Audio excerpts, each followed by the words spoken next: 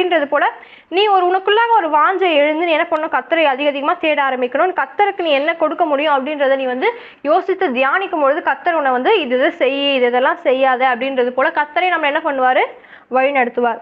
அப்போ உனக்கு கொடுக்கப்படுறது இன்னும் என்ன ஆகும், ரெட்டிப்பா ஆகும். நீ திரும்ப கொடுக்க கொடுக்க நீ ஃபர்ஸ்ட் கொடுத்த மாதிரியே உன்னோட அடுத்தடுத்து கர்த்தர் அதே அளவுல கொடுக்க மாட்டார். நீ எப்படி கொடுத்தியோ அதையும் ரெட்டிப்பா சேர்த்து உனக்கு கர்த்தர் என்ன பண்ணுவார், நிச்சயமா உன்னுடைய ஆசீர்வாதத்தை பெருக்குவார். இது போல கர்த்தரை பிரியப்படுத்தும் வழிகள் நிறைய சொல்லிட்டே போலாம்.